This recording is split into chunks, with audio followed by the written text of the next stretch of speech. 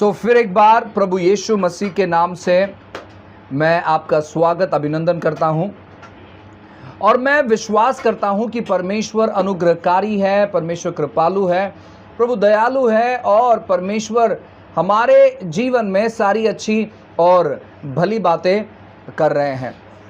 साथ ही साथ मैं आपको कहना चाहता हूं कि परमेश्वर की दया और प्रभु की कृपा हमारे जीवन पर बनी है, इसलिए आप परमेश्वर के साथ बने रहें, प्रभु के वचन के साथ बने रहें और परमेश्वर हमारे जीवन में सारी अनुग्रह की बातों को करने पर है। हालेलुया। आइए क्यों ना हम अपने बाइबल को खोलें, उत्पत्ति की किताब अध्याय 14, उत्पत्ति की किताब अध्याय 14 और वचन 9 से 16 तक हम पढ़ेंगे। सभी लोग ध्यान पूर्वक इन वचनों को सुने, क्योंकि ये वचन हम हर एक लोगों के लिए बहुत बहुत महत्वपूर्ण होने पर है। अर्थात एलाम के राजा कदोर्लाओमेर, गोइम के राजा तीदाल, शिनार के राजा अम्रापेल और एलासार के राजा अर्ग्यो, इन चारों के विरुद्ध उन पांचों ने पाती बांधी। सिद्धि नामक तराई में जहां लसार मिट्टी के गड्ढे ही गड्ढे थे, सदोम और अमोरा के राजा भागते भागते उनमें गिर पड़े और जो बचे वे पहाड़ पर भाग गए। तब वे सदोम और अमोरा के सारे धन और भोजन वस्तुओं को लूट लाट कर चले गए और अब्राम का भतीजा लूत जो सदोम में रहता था उसको भी धन समेत वे लेकर चले गए। तब एक जन जो भागकर बच निकला था, उसने जाकर इब्री अब्राम को समाचार दिया, अब्राम तो एमोरी ममरे जो एशकोल और आनेर का भाई था उसके बांज वृक्षों के बीच में रहता था और ये लोग अब्राम के संग वाचा बांधे हुए थे। यह सुनकर कि उसका भतीजा बंदी बना लिया गया है, अब्राम ने अपने 318 शिक्षित युद्ध कौशल में निपुण दासों को लेकर जो उसके कुटुंब में उत्पन्न हुए थे, अस्त्र शस्त्र धारण करके दान तक उनका पीछा किया और अपने दासों के अलग अलग दल बांधकर रात को उन पर चढ़ाई करके उनको मार लिया और होबा तक जो दमिश्क के उत्तर की ओर है उनका पीछा किया और वह सारे धन को और अपने भतीजे लूत और उसके धन को और स्त्रियों को और सब बंदियों को लौटा ले आया। Hallelujah, praise the Lord. Bible कहता है, यहाँ पर हमने लास्ट संडे यह पढ़ा था कि किस प्रकार सदोम और जो गमोरा के जो लोग थे वहां पर कुछ राजाओं ने युद्ध छेड़ दिया और वहां पर सदोम गमोरा का राजा होने के नहीं, यानी वहां पर जो राजा थे वो सब भाग गए थे और राजा नहीं थे, उसके कारण उन्होंने उन सारे लोगों को बंदी बना लिया। और जैसे ही बंदी बना लिया उनमें से एक व्यक्ति था, वो था लूत। और मैं आपको बताना चाहता हूं, बाइबल जो है लूत को धर्मी कहता है। आज ऐसे बहुत सारे धर्मी लोग जो है वो बंदी बना लिए गए हैं, गलत शिक्षाओं के कारण शैतान ने उनको जकड़ लिया है पाप के बंधन में और भी बहुत सारे गलत चीजों में वे बंदी बन चुके हैं।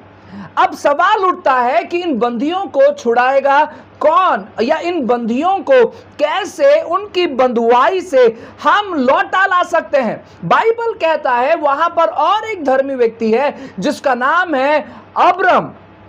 आप उसे अब्राहम भी कह सकते हो, कोई प्रॉब्लम नहीं है, क्योंकि अब तक ये अब्राम से अब्राहम नहीं हुआ था। लेकिन यह व्यक्ति, बाइबल कहता है कि इसने अपने कुटुंबी में से या उसके परिवार के लोगों में से 318 लोग इसने चुना।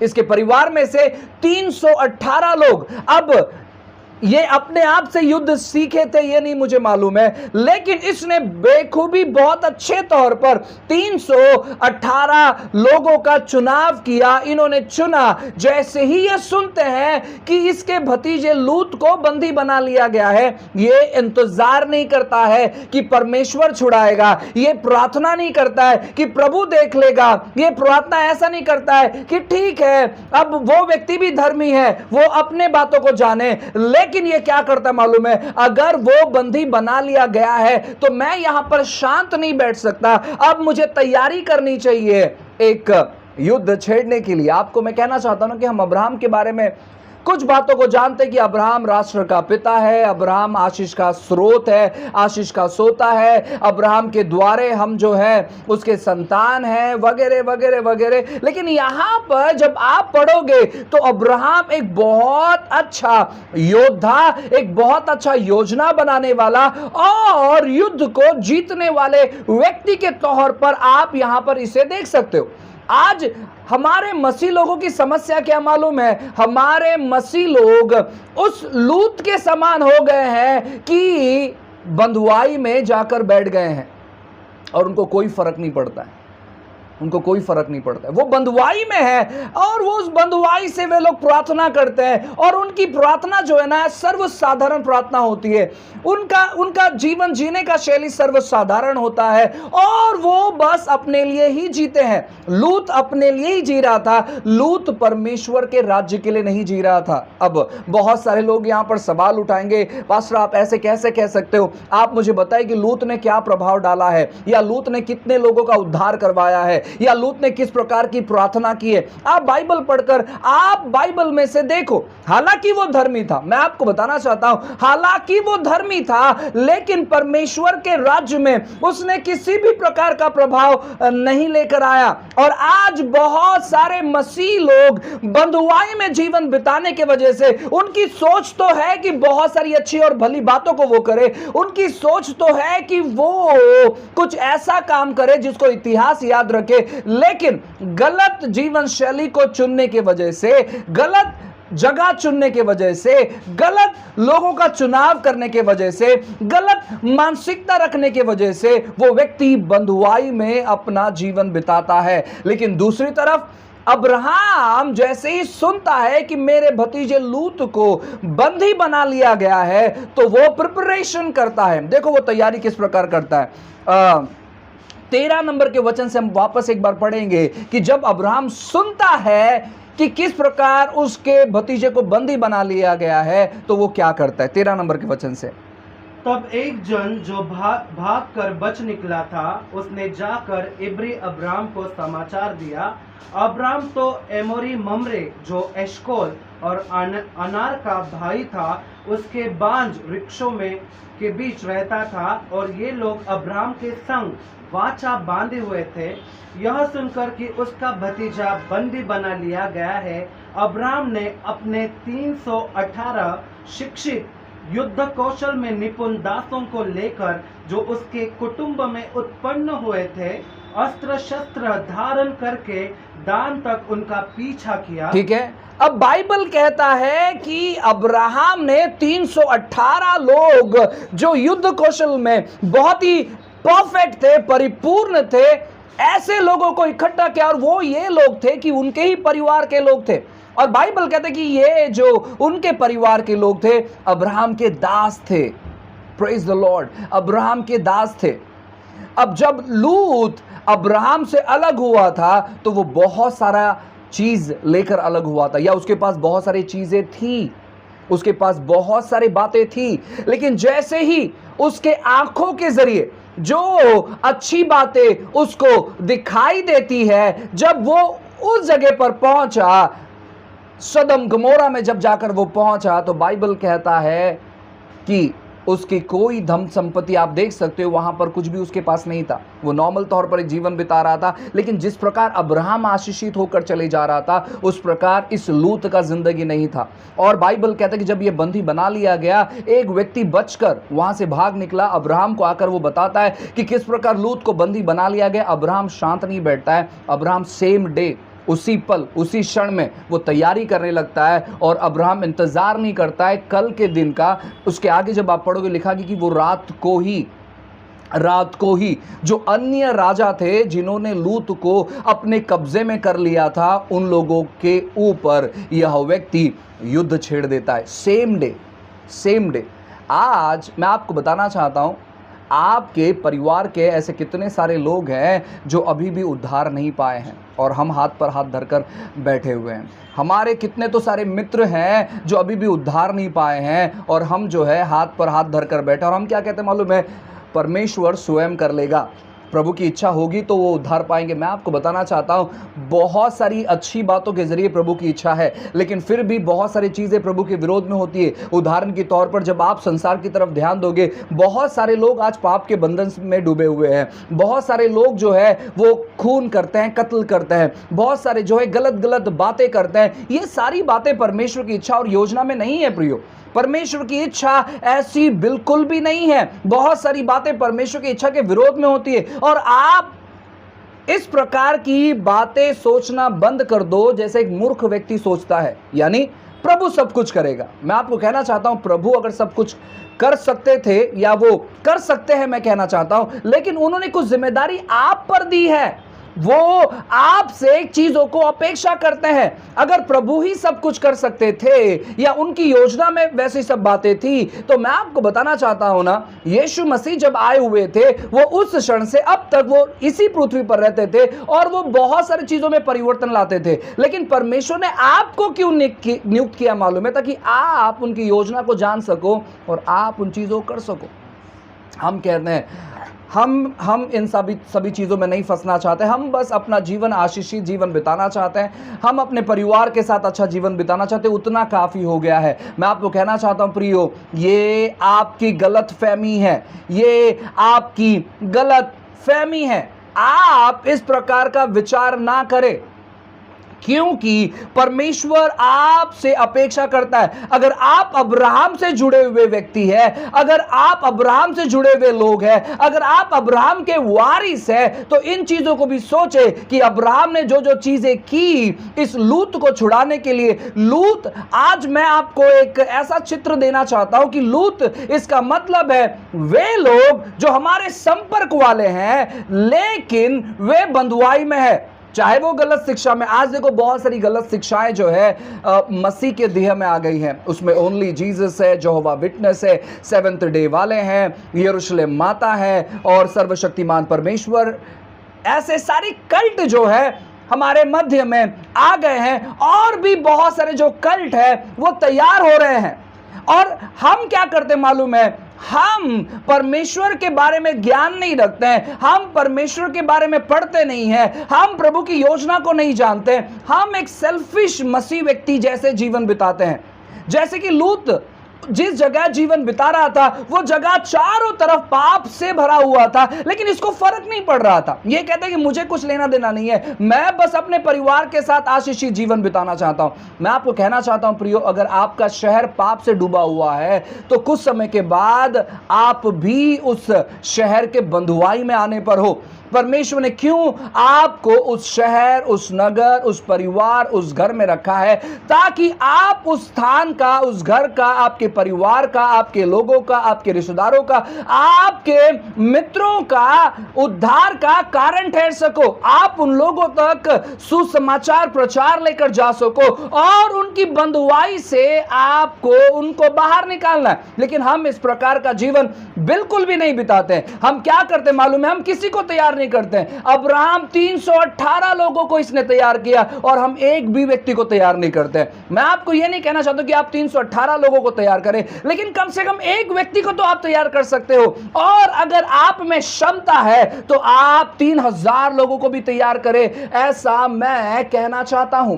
बाइबल कहता है कि अब्राहम ने योजना किया, उसने एक ही दिन में पूरा प्लानिंग किया, उसने एक ही दिन में पूरा योजना किया। और मैं आपको बताना चाहता हूं ना, वो व्यक्ति 318 लोगों को लेकर उन हर एक व्यक्ति को लौटा लाता है। देखो 16 नंबर का वचन में क्या लिखा है, बहुत खूबसूरत तौर पर लिखा है, और मैं चाहता हूं कि आप फोकस करें 16 नंबर के वचन पर। और वह सारे धन को और अपने भतीजे लूत और उसके धन को और स्त्रियों को और सब बंदियों को लौटा ले आया। ठीक है, अब उस देश का सारा धन, उस देश के सारे बंदी, उस देश के जो निवासी है, उनका धन संपत्ति है, वो सारा लौटा ले आता है, लूत को लौटा ले आता है, लूत के धन संपत्ति को और हर एक बातों को लौटा ले आता है। क्या आप तैयारी कर रहे हो ऐसे चीजों को देखने के लिए? मैं आपको कहना चाहता हूं ना, परमेश्वर बहुत ही जल्द एक ऐसा बेदारी लाने पर है जहां पर लाखों की तादाद में दिन प्रतिदिन घंटे 2 घंटे में लाखों की तादाद में लोग मसीह के पास आने वाले हैं। अब आप में से बहुत सारे लोग उत्साहित रहेंगे, आप में से बहुत सारे लोग प्रोत्साहित रहेंगे, लेकिन मैं एक सवाल करना चाहता हूं आपसे कि उसमें आपकी भागीदारी क्या रहेगी? क्या आप केवल देखने वाले लोग रहेंगे या आप वो लोग रहेंगे जो तैयारी कर रहे हैं कि परमेश्वर हम लोगों को तैयार कर रहे हैं? आपको अपने आप को तैयार करना है। आप अपने आप को कैसे तैयार कर सकते हो मालूम है क्या? परमेश्वर के वचन में अध्ययन करते हुए, प्रार्थना करते हुए, मध्यस्थी करते हुए, उपवास करते हुए आप अपने आप को तैयार करना चाहिए। आप अपने आप को कैसे तैयार कर सकते हो मालूम है क्या? आपके इर्द गिर्द जो लोग रहते हैं, आपके साथ में जो लोग रहते हैं, वो आपके रिश्तेदार हो, वो आपके संपर्क वाले लोग हैं, वो आपके परिवार के सदस्य हैं, वो आपके मित्र हैं, वो आपके पहचान वाले लोग हैं, उन लोगों तक सुसमाचार लेकर जाते हुए मैं आपको बताना चाहता हूं, अपना जिंदगी फीलिंग्स से मत जिए। अब बहुत सारे लोग हैं ना, अपना जिंदगी फीलिंग्स से जीते हैं। फीलिंग्स में आपको बताना चाहता हूं, अब इन दिनों में कुछ लोग जो है वो सुसाइड कर रहे हैं या फिर किसी बीमारी के कारण वो मर रहे हैं, अटैक के कारण वो मर रहे हैं। और जब ऐसी खबर हमारे तक पहुंचती है, हम क्या कहते मालूम है क्या? अरे बाप रे, इतना अच्छा व्यक्ति कैसे मर गया, इतना अच्छा व्यक्ति कैसे मर गया, इसमें कोई बीमारी नहीं थी, ये हेल्थी था, सेहतमंद था, ऐसे कैसे हो सकता है? मैं आपको बताना चाहता हूं ना, ऐसा नहीं है कि मुझे दुख नहीं होता है, ऐसे नहीं कि अन्य लोग को दुख नहीं होता है। ऑब्वियसली अगर कोई भी व्यक्ति मर जाए तो हम हर एक लोग जरूर दुखित होते हैं, लेकिन साथ ही साथ में आपको यह सोचना चाहिए कि इस व्यक्ति तक सुसमाचार क्यों नहीं पहुंचा। मैं प्रसिद्ध लोगों की बात नहीं कर रहा हूं, जो सेलिब्रिटी है मैं उनकी बात नहीं कर रहा हूं, मैं बात कर रहा हूं उन लोगों की भी जो हमारे इर्द गिर्द, जब कोई व्यक्ति मर जाता है तो हमारा सबसे बड़ा कारण क्या होना चाहिए मालूम है? कि उस जो सोच विचार में हम डूबते हैं कि यह व्यक्ति गुजर गया, अगर मैंने इसे सुसमाचार सुनाया होता, ठीक है मैंने इसको सुसमाचार नहीं सुनाया, ये मेरी गलती है, लेकिन अब मैं शांत नहीं बैठूंगा, अब मुझे क्या करना है ना, मुझे हर एक व्यक्ति तक सुसमाचार सुनाना। लेकिन हम ऐसा नहीं करते। हम क्या करते हैं मालूम है? हम बस सोचते रहते हैं, ओ ऐसा नहीं होना चाहिए था, ओ हमें बहुत दुख होता है। अगर अब्राहम ऐसे ही दुख करते बैठता तो मैं आपको बताना चाहता हूं, लूत मर जाता लेकिन बंधुआई से बाहर नहीं निकलता। लेकिन अब्राहम ने क्या किया? अब्राहम इमोशनली अत्याचार में नहीं डूबा, लेकिन वो क्या किया? उसने योजना किया, उसने कहा कि मैं शांत नहीं बैठूंगा, अब यह समय है जहां पर मैं परमेश्वर के सामर्थ को प्रकट करूंगा, मैं बताऊंगा कि जीवित परमेश्वर कौन है। और उसने तैयारी की, उसने 318 लोगों को तैयार किया और उन 318 लोगों ने लूत को तो बंधुआई से बाहर निकाला ही निकाला, लेकिन लूत के साथ साथ वहां पर जितने बंदी थे उन सभी को बाहर निकाला। आज आप क्या कर रहे हैं? आप अब्राहम के जैसे जीवन बिता रहे, अब्राहम जिस प्रकार योजना कर रहे वैसे जीवन बिता रहे, या फिर आप बस खुद का यानी खुद के लिए जीवन बिता रहे? मुझे दूसरों से कुछ लेना देना नहीं है, मैं खुद अपना जीवन जैसे बिताना चाहता हूं वैसे मैं जीवन बिता रहा हूं। आप किस प्रकार के विचार में हो, आप किस प्रकार के विचारधारा में, आप किस प्रकार तैयारी कर रहे हो, ये आप स्वयं सोचें। आप ये स्वयं सोचें।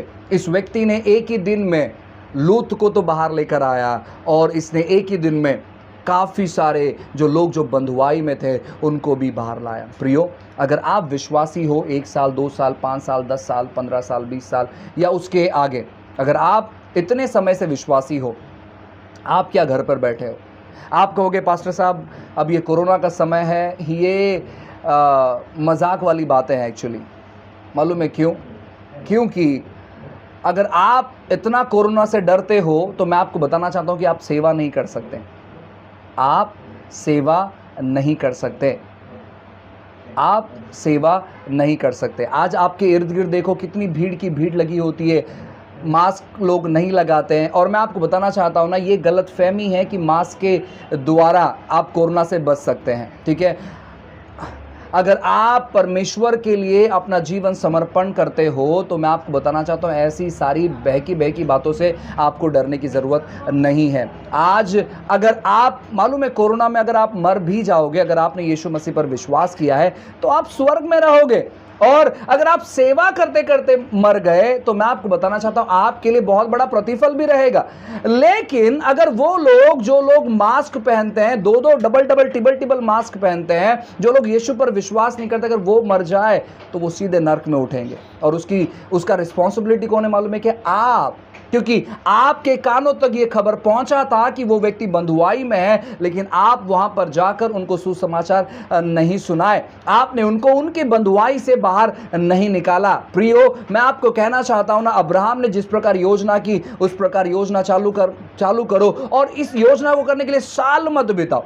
हम 6 महीना बिताएंगे अच्छे स्टडी करने के लिए, जरूरत नहीं है ये समय। आप अभी से ही सुसमाचार सुनाना चालू करें। आप अभी से ही परमेश्वर के राज्य के लिए आत्माओं को जीतना चालू करें। आप अभी से ही प्रभु यीशु मसीह की कथा को लोगों के जीवन तक पहुंचाए। आप अभी से ही करना चाहिए। अगर आप अभी से ही नहीं करोगे तो बहुत देर हो जाएगी प्रिय, बहुत देर हो जाएगी। वो बंधुआई में व्यक्ति चले गया है, उसको उसी रात बाहर निकालना है, अब्राहम ने तय कर लिया था। अगर हम वहां पर होते तो हम कहते हैं कि नहीं भाई, अच्छे से प्लानिंग करना पड़ेगा। इन्होंने अगर इतने बड़े नगरों को अगर अपने कब्जे में कर लिया है और ये 4-5 राजा लोग हैं, अब इनके विपरीत या इनके विरोध में लड़ाई करने के लिए हमें भी बहुत सारे राजाओं को इकट्ठा करना पड़ेगा और ये करना पड़ेगा और वो करना पड़ेगा। अगर आप ऐसी सोच में डूबे रहोगे तो मैं आपको बताना चाहता हूं, ऐसे जो लूत आज गलत बंधनों में फंस गए हैं, वो मर जाएंगे, लेकिन आप उनको छुड़ा नहीं पाओगे।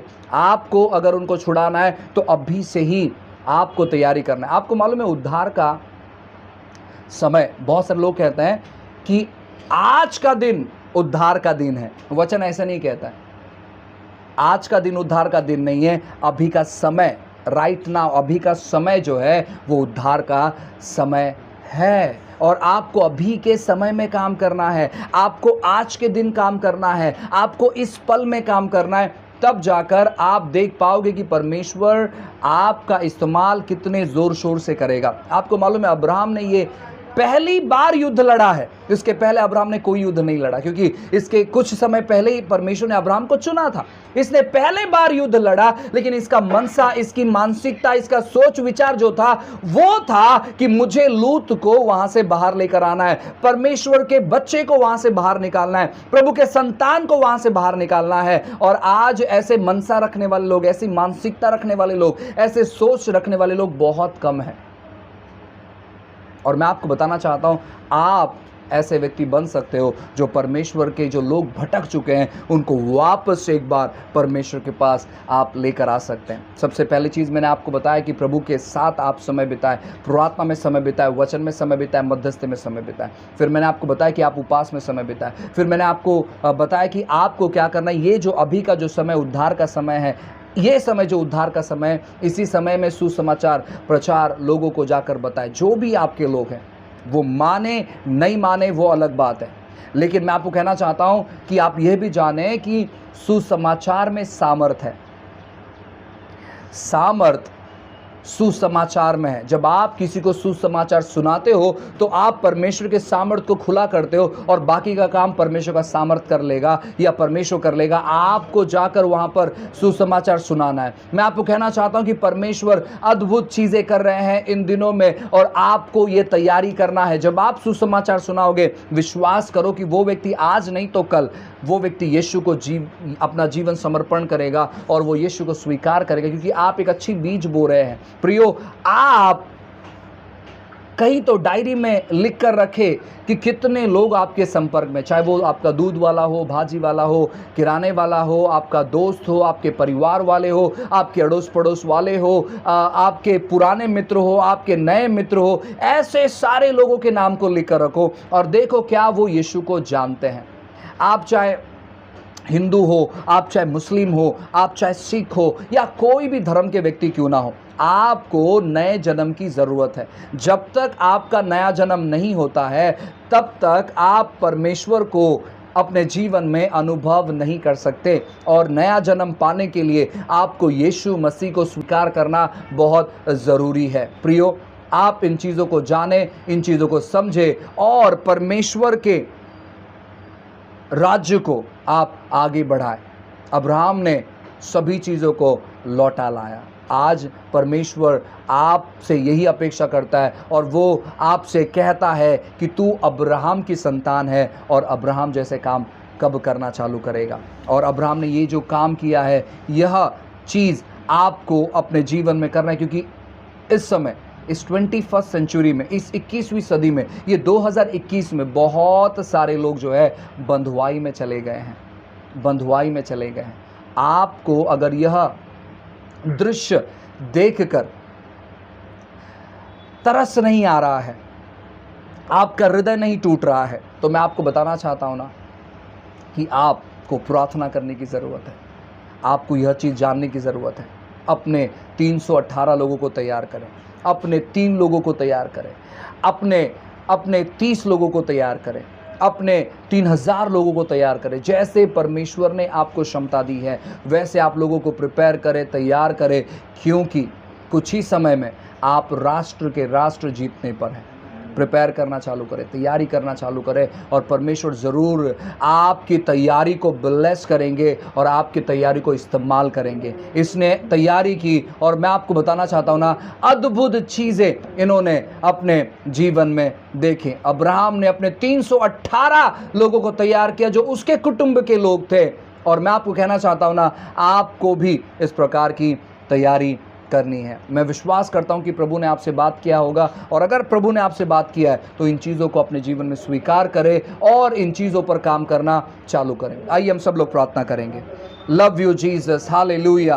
पिताजी, फिर एक बार यीशु के नाम से आपके पास आते हैं प्रभु। आपका अनुग्रह, आपकी कृपा, आपकी दया, आपकी भलाई, आपकी अच्छाई प्रभु जी हम लोगों पर मांगते प्रभु। यीशु के नाम से परमेश्वर प्रार्थना करते प्रभु, ये आत्मा जीतने वाले लोग बन जाए। प्रार्थना करते प्रभु, ये तैयारी करें प्रभु जी, एक ऐसी तैयारी प्रभु जो बहुत सारे लोगों को अपने बंधुआई से लौटा लेकर आएंगे परमेश्वर राजा। यीशु के नाम से परमेश्वर आपकी कृपा, आपकी दया यीशु के नाम से प्रभु इन लोगों पर मांगते प्रभु जी। प्रभु, आत्मिक स्तर में जो युद्ध शुरू है प्रभु जी, उस युद्ध को जीतने के लिए इन्हें मदद कर प्रभु जी। और हम जानते प्रभु जी कि आपने हमारे लिए हर एक युद्ध जीता है प्रभु जी। हम घोषणा करते हैं यीशु के नाम से प्रभु जी, हर एक वे लोग जो इस समय हमें देख रहे हैं, सुन रहे परमेश्वर प्रभु, हम प्रार्थना करते प्रभु आपका अनुग्रह उन पर बरसे प्रभु जी, और वे लोग तैयारी करने वाले लोग बन जाए परमेश्वर राजा। प्रभु, ये मतलब ही कि जीवन प्रभु जी अपने जीवन में लागू ना करे, लेकिन परमेश्वर ये जीवन समर्पित जीवन बिताए, जो समर्पण आपके प्रति हो, आपके वचन के प्रति हो प्रभु जी। हर प्रकार की स्वयं इच्छा परमेश्वर चली जाए और प्रभु की इच्छा इनके अंदर आ जाए, ऐसे हम प्रार्थना करते हैं प्रभु। एक सेल्फिश मोटिव इनके जिंदगी से निकल जाए और प्रभु जी राज्य की मोटिव या राज्य की मानसिकता इनके अंदर आ जाए परमेश्वर। प्रभु, हर एक स्वार्थपन इनके जिंदगी से चले जाए और प्रभु जी ये लोग अपना जीवन परमेश्वर के राज्य के लिए बिताए, से हम प्रार्थना करते हैं प्रभु। आपका अनुग्रह, आपकी कृपा, आपकी दया इनके जीवन पर मांगते हैं। आपने कृपा दया के धन्यवाद देते हैं। सारी चीजों को, सारी बातों को आपके हाथों में समर्पित करते हैं। महान महिमा आपको देते हैं। प्रार्थना यीशु के नाम से मांगते हैं, amen, amen, amen. God bless you. प्रभु आपको बहुत आशीष करें।